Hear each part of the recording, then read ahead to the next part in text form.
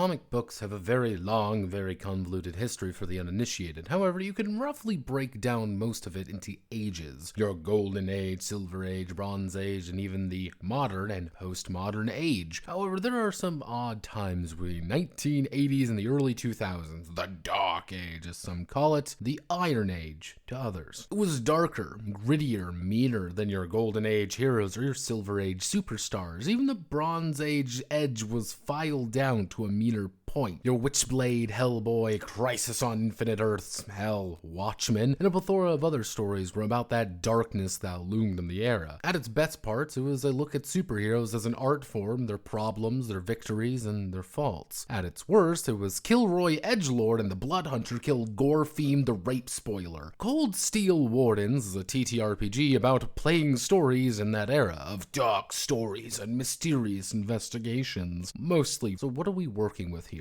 At its core, it's a D10 dice pool system, rolling a handful of our favorite clicky-clacks. Success is fairly generous, with 6 up on a success, 10s even generating 2 successes, but you'll need every advantage you can get, though every player does have access to their vigilance pool, a floating pool of dice that anyone can access when they need to and even sway the narrative if they have to. But let's explain it another way. We're going to need a real hero. Thus, we'll be making Drive Man, a man who drives.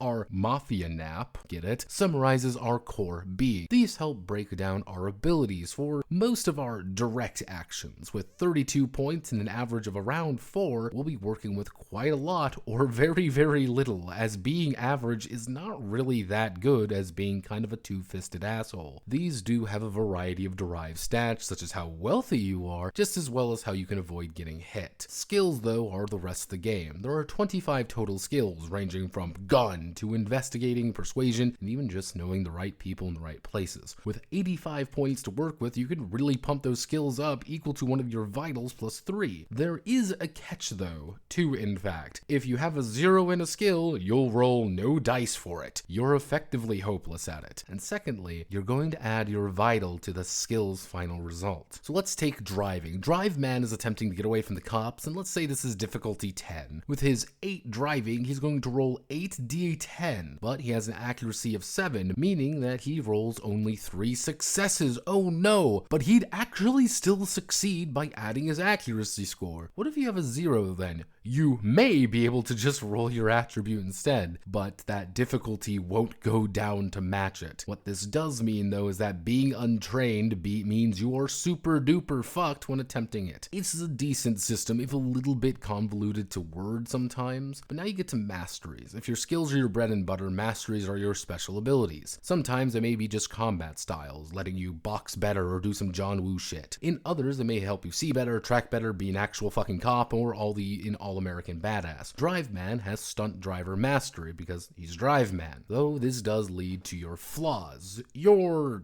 not really good people. You're not all right in the head for a few reasons. You start with mandatory 2 flaws, and they are bad. You may be addicted to drugs, enjoy hurting people a bit too much, or be clinically stupid and unable to raise your intelligence beyond 4. Do not take those ones. You can take more flaws on and you'll get a few points back, though you will have a chance to get your vigilance pool back, and that may be helpful. But Notepad, I hear you say, I wanna be a superhero, and you're probably asking how to get some cool powers. Cold Steel Wardens does provide some powers and optional effects to buy, but they are very, very expensive relatively speaking, and most characters will only have 1 or 2 unless they're being built in a very certain way. But you don't need superpowers. Arguably, guy with a lot of skills or decent masteries is going to go a lot further than a guy who can shoot fireballs. Because don't forget, all mastery skills and powers draw from the same pool to purchase from. Being able to fly is pretty cool, right? But is it really worth 3 whole masteries or 10 skill points? And that's character creations. Characters actually feel decent, especially ones that don't have powers, which is a rarity among Supers games. But let's talk combat, or how to beat the shit out of people you don't like. It's pretty simple. Most actions are going to be X-test versus defense, or some variation of it. Damage is calculated in about a second, and you're gonna get your ass handed to you fast if you are not prepared. Getting popped with a gun may do 3 to 5 damage, while getting a bat cracked over your head is going to be a surefire way to end up in a coma. Damage reduces your strain, which acts as your endurance rather than strict meat points. Once you hit your breaking point, though, you'll start taking on some real injuries. These may start as abrasions, but will quickly ramp up from concussions, broken ribs, and probably finally a collapsed lung. And you're going to be DEA dead unless you get the hell out of there. This can even get worse with mental trauma kicks in and you start going a bit off the cuckoo for Cocoa Puffs train. But here's the thing, I like the game. It's fast, it's easy, it gets people in the mindset fast, but there's an asterisk to that statement. I would never run this as an Iron Age superhero game. Cold Steel Wardens would feel better as something more akin to a noir game, more Sin City than anything from the big two. Arguably, that's where Iron Age got a lot of its influence from, but with a little bit of legwork, you could probably run more neo-noir works than this about desperate people on the edge of good and evil than he has lightning powers and he happens to be black. But if an Iron Age superhero game is your jam, then Cold Steel Wardens is going to be your best bet. It does everything it wants to do and provides a lot of influence on how to make these games work. Maybe for the decade anniversary there'll be something cool planned, maybe not, but it'll serve you pretty good. My name is Notepad and this was Cold Steel Wardens. If you like what I do here, feel free to like, comment, and subscribe, and many thanks to the New Corn Banking Union for your continued support. Notepad is away!